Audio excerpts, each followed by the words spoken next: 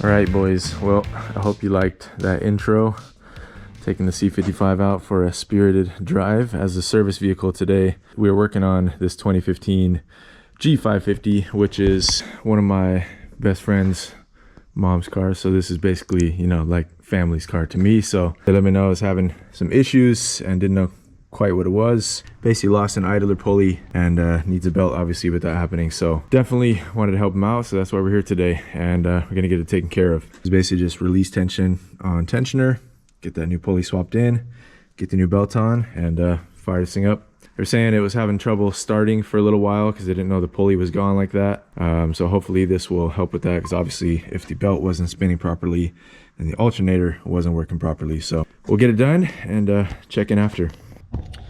And you guys know, sorry if you can't really see me right now, but you guys know, you know, if they would have taken this, she was going to get it towed out of here and then taken to the dealer. And you guys know if you took it to the dealer, probably looking at, I mean, depending on what dealer, anywhere from 600 to $1,000, I bet, just because they're going to do all this. They're going to say, oh, you need this and this as well. They're going to replace all the other stuff. So I just didn't want them to get taken advantage of, and can save them some money. So the parts alone in a rush were like 80, 90 bucks. If you took your time and bought a pulley online and belt online, you could probably get them for like as low as 40, 50 bucks altogether. So this is going to take, you know, hopefully 20 minutes at most to do this.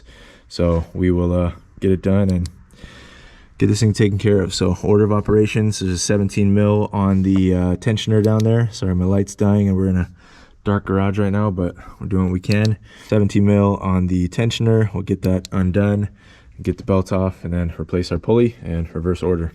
All right guys, old belt is out. This thing got chewed up. It was basically like melted to a couple of the pulleys, so sticking had to pry it off a little bit, but old belt is off. So next step, I brought a brush as well, so I'm going to clean off these pulleys best I can, make sure there's no frayed material left behind. But next step is getting our, using my cell phone light, getting our pulley replaced. You guys can see it's basically there's no more pulley there. It's just the metal retainer. You can see the ring of what's left over the pulley on the back there. So it's a common failure. This car has 51,000 miles on it. These pulleys usually last between 30 and 60. You can push it after that if you get lucky, but most times you want to replace them around like 40,000 or so, and keep them going. They do make some metal pulleys, but I don't believe they make them for the M273 here. I know they make them for the M113, and I was surprised to see that the 273 pulley part number is different than the 113. I thought it would be the exact same, but was not. So anyways, I get this swapped out. I think it's an E12, and the new one came with a 13 mil bolt instead of E12, so we'll use that instead next time around.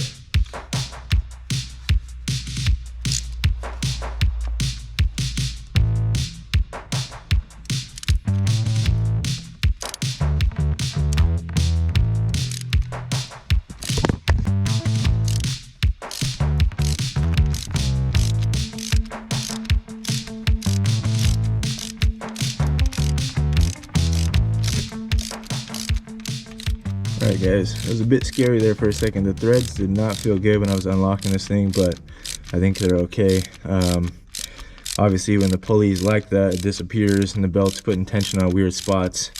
You want to make sure threads are okay after you get this bolt out. But yeah, the first 3 or 4 cranks on it did not feel normal. I was questioning myself as if Mercedes did some weird Italian engineering and put reverse threads on it or something, if they needed to go righty loosey instead. But no, that would be very strange.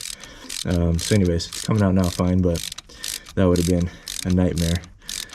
So let's go ahead, get this out and swap in the new one. But oh, that bearing is it's just a bearing. That's fun.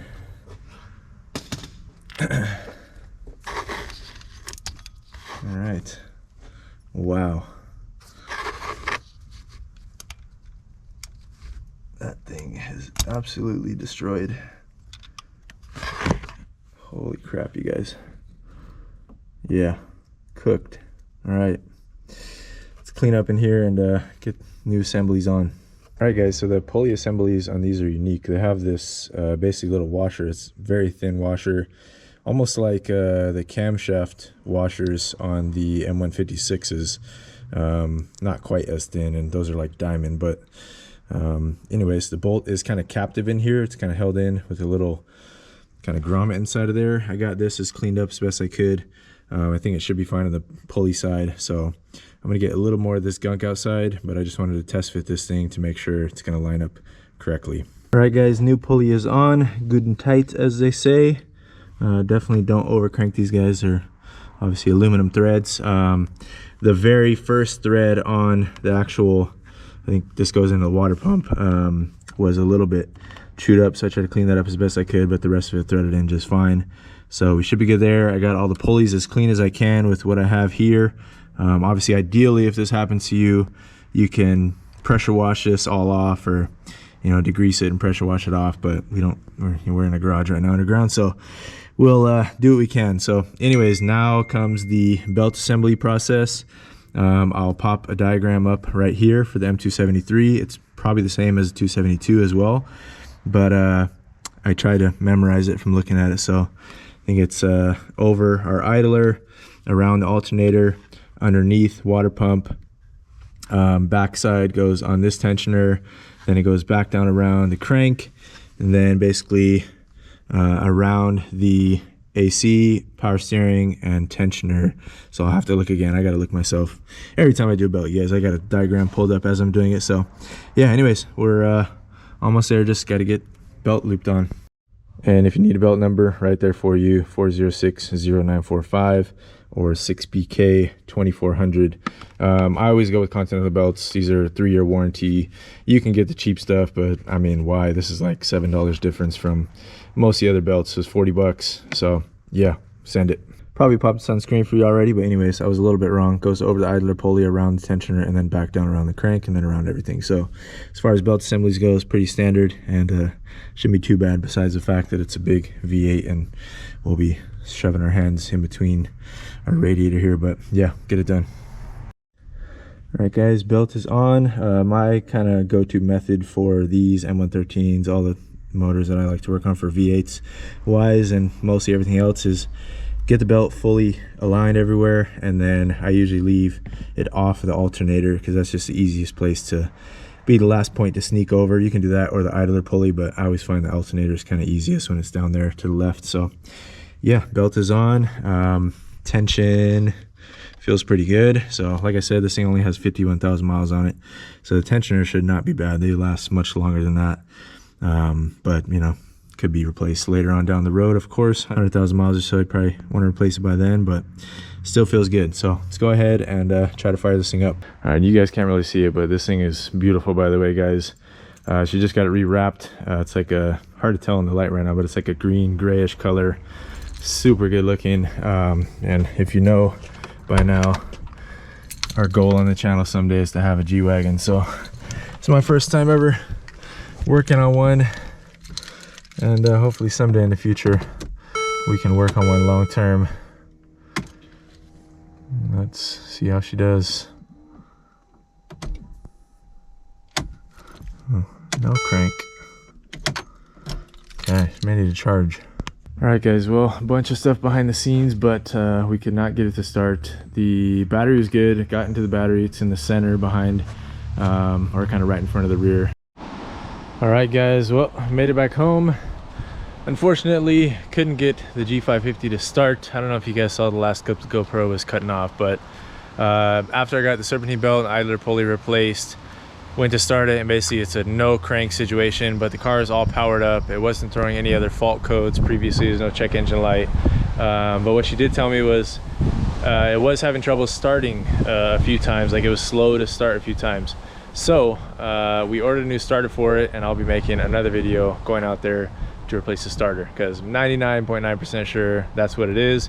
For some reason, the M273s have that issue. Shout out to Casey. Thank you, brother. I called him in the middle of this trying to ask him if he had any ideas, because the no crank was weird to me.